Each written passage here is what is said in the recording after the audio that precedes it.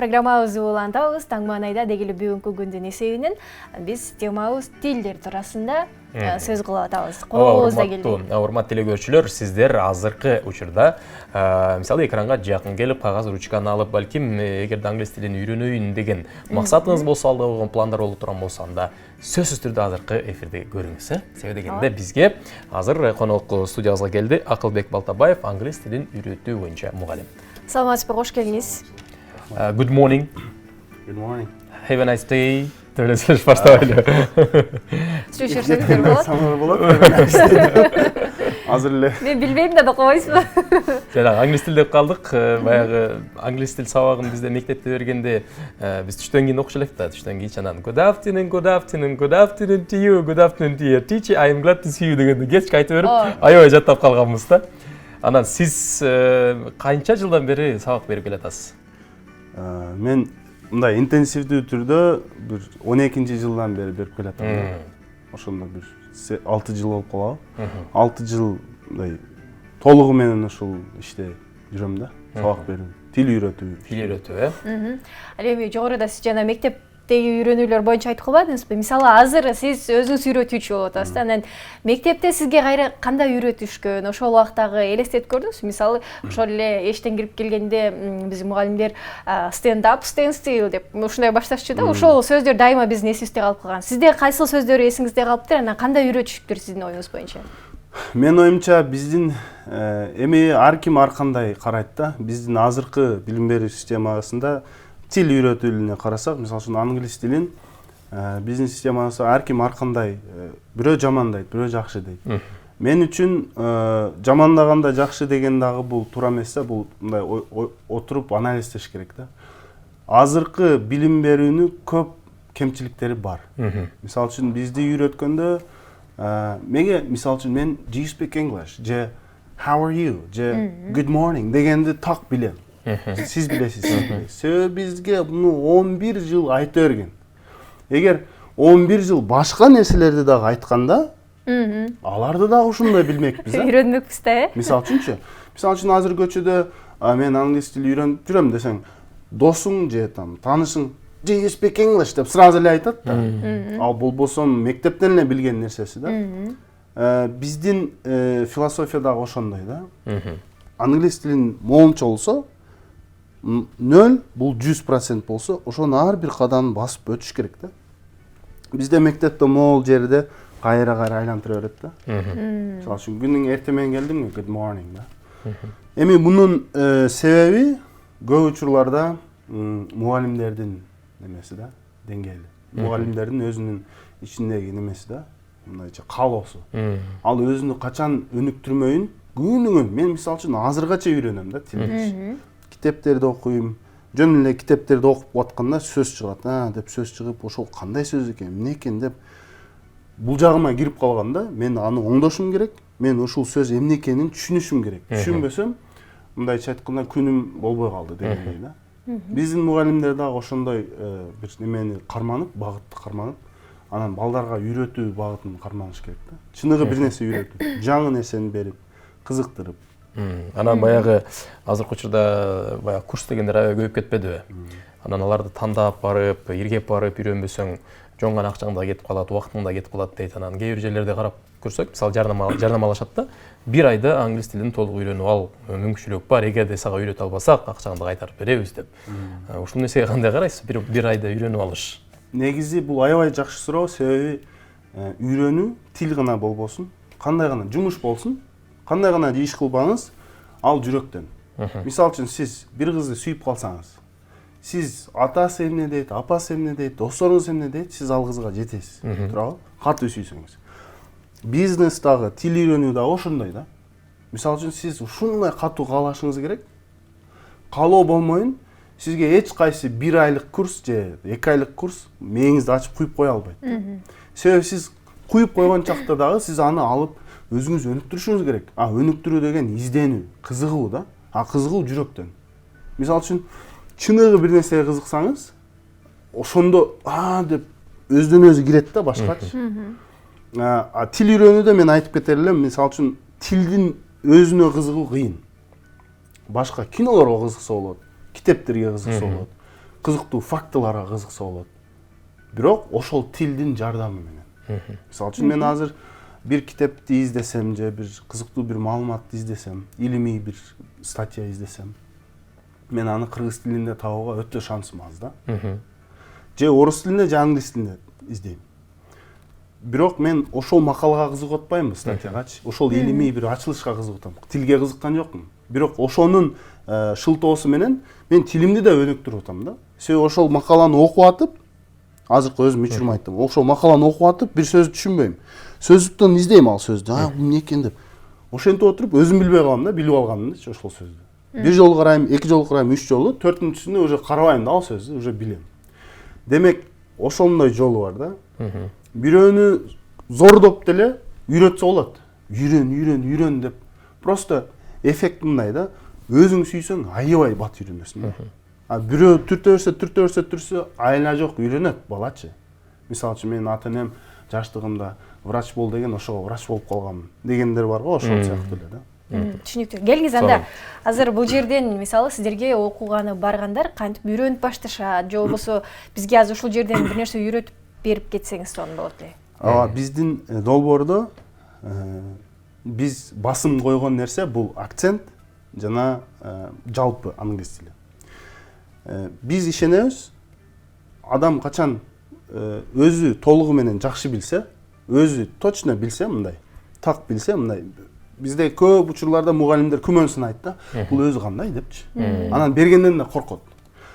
Биздин формула мындай да, эгер адам өзү ушунчалык жакшы билсе, ал ушунчалык эркин бере алат да сабактычы, эркин үйрөтө алат.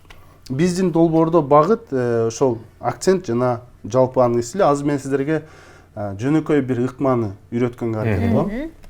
Мисалы үчүн сиздер мектепте биринчиден айтып кетейин, акцент эмнеге биз үчүн маанилүү. Мен үчүн акцент маанилүү биринчиден сизге өзүңүзгө ишенимдүү бир статус берет да. Сиз өзүңүз так сүйлөсөңүз, уяла бербейсиз, сыгыла бербейсиз, кысыла бербейсиз.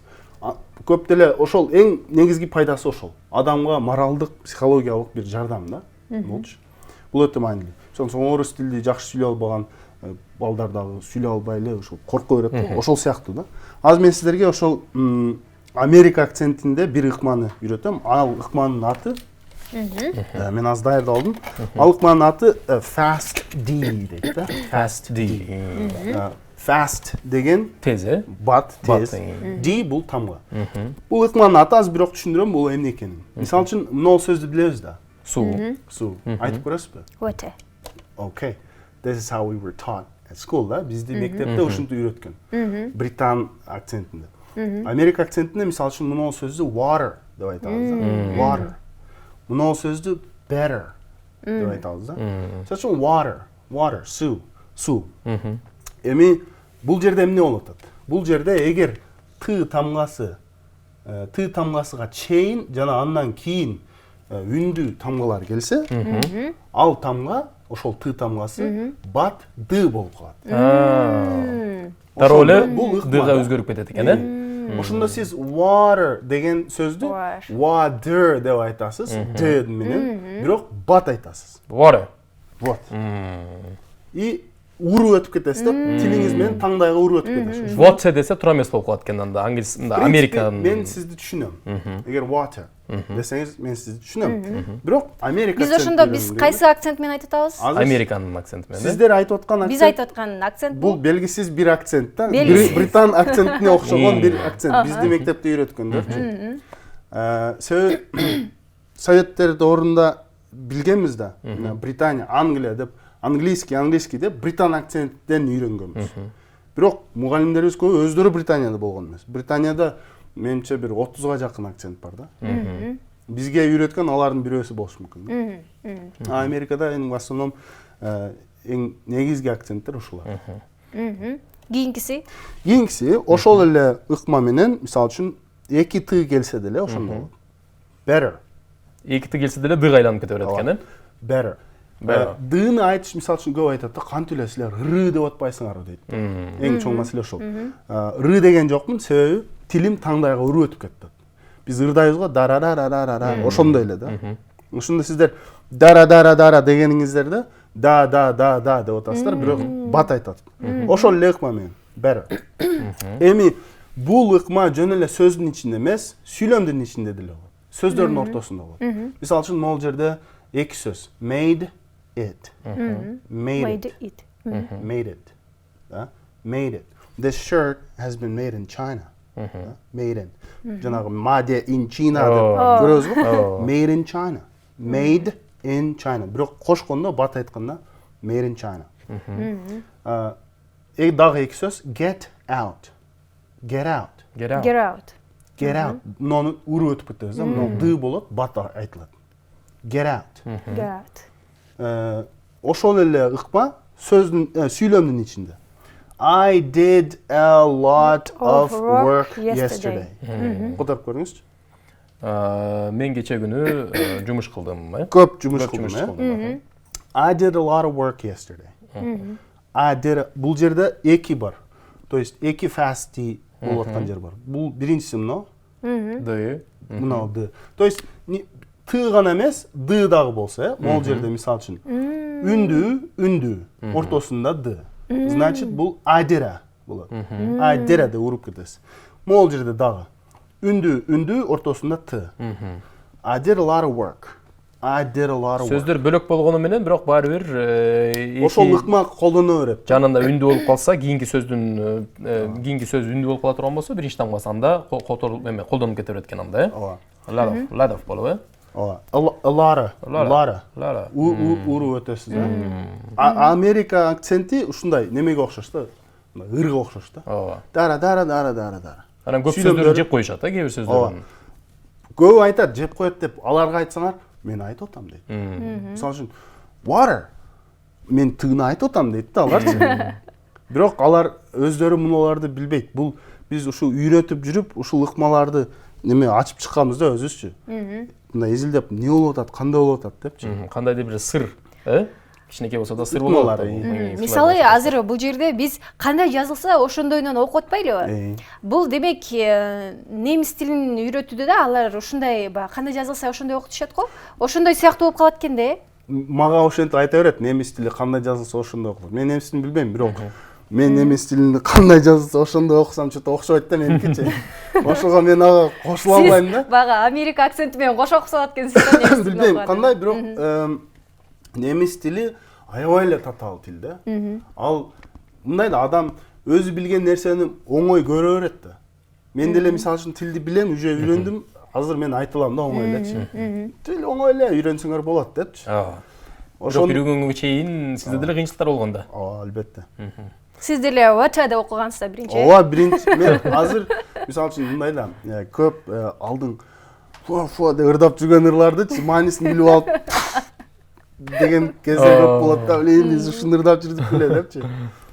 Мисалы биз баягы мектепте окуп жүргөндө, мисалы ошол эле сиз жазган сүйлөмдү I did a lot of work yesterday деп ушу сыяктуу окусак керек да. Ал жерде ошол билимибиз мененчи. Анан кийин барып, ушундай окуш керек турбайбы деп туруп, кийин сиз ушундай сырларды айтсаңыз биле баштайбыз. Түшүнүктүү. Дагы ыкма бар сизде? Дагы бир эми грамматика жагынан бир жалпы бир үйрөтүп кетейин. Бул деген көп окуучуларда мындай бир маселе бар да. Алар баягы англис тилде 12 tenses деген бир түшүнүк бар. 12 чак деген. Кандай эле 12 чак? Биз 3 чакта эле жашайбыз деп айтышат да көбүнчө. Мен аларга кошулам. Кайсы гана эл болбосун, кайсы гана өлкөдө болбосун, биз 3 чакта жашайбыз. Өткөн чак бул учур чак, анан келер чак. Англис тилинде деле ошондой эле. Өткөн чак, учур чак, келер чак. Болгону эмнеге 12 чак деп айтышат? 12 чак деп айткан туура эмес. 12 tense деп айтыш керек. Бул деген сөз 3 чакта, ар бир чакта 4 жол менен, 4 форма менен айтса болот. Мисал үчүн учур чакты алайлы, учур чактын 2 формасын алайлы. What am I doing? Азыр эмне кылып атам? Мен эмне кылып атам? Айтыңыз. Сүйлөп атам, I'm speaking. Бул мынол форма. I am speaking. Мен сүйлөп жатам. Учур чак. Учур чак. Эми ошол эле учур чакта мен негизи сүйлөйм да. Тилим бар да. Мен негизи сүйлөйм. Мен күнүң сүйлөйм. Бирок азыр сүйлөп жаткан жокмун. Бирок күнүң сүйлөйм. Ошол күнүң сүйлөйм бул мынол. Мисалы үчүн сиз New TV-де иштейсиз. I work at New TV да. Мен New TV'de иштейм. Бирок бүгүн мисалы үчүн ишем мүмкүн. Бирок сиз азыр иштеп жаткан жоксуз да. Бирок негизи иштейсиз. Көрдүңүз, ошол учур эле чактын эки формасы болот. Мына. Азыр мен New TV'de иштейм, бирок мен бүгүн эс алып атам деген сыяктуу нерсе болуп калат, Сиз бүгүн эс алып атам, азыр болуп атат. New TV'de иштейм, негизи болуп атат. Негизи болуп атат. Экөө тең учур чак. Ошондой түшүнсө, кийин формаларыны өзү коюп ала берет да. Мисалы үчүн ичинде эрежелер дагы өзгөрөт. Мисалы үчүн азыр болуп атканда to be plus ing. Am is are plus ing болот да. I am drinking tea. Же бул жерде уже ing жок. Бул уже экинчи мындай слой деп элестетсек болот да. Бул башка даражада окуш керек. Бирок жалпы ушундай. Ошондо баягы 12 чак деген на самом деле 12 учур. 3 чакта 4 учур бар да. 4 ситуация бар. Мына ошол эле учур чактын, өткөн чактын эки мисалын келтирейин. Мисалы үчүн кече кылган бир нерсеңизди айтсаңыз. Кече биз той алып бардык. Хорошо, той алып бардыңыз. Эми ал жалпы болуп атат. Бул жөнөкөй өткөн чак. Көрдүңүзбү? Кече 6:48-де эмне кылып жатканыңыз? Алып барып баштадык. Алып барып жаткан элем. Да, мисалы үчүн. Бул уже экинчи формасы, көрдүңүзбү? То есть кыймыл аракет. Алып бардык, башка алып барып жаткан элем кийинкиге өтүп кетип атат. Мисалы үчүн мен кече иштедим. Жалпы иштедим. Кече сен чалганда мен иштеп жаттым эле. Бул уже экинчи форма. Көрдүңөрбү, бул жакта дагы ошол эки форма бар. Кыргыз тилинде деле бар ушул формалар. Сен чалганда мен иштеп бүткөнмүн деген башка жакка кетип ал дагы бар. То есть кыргыз тилинде деле бар, биз антип окубайбыз да. Грамматиканы антип чечмелебейбиз да. Буларда так ошондой чечмеленет, себеби формалар алмашат, элементтери алмашат. И окуучу максаты көп учурларда мындай да.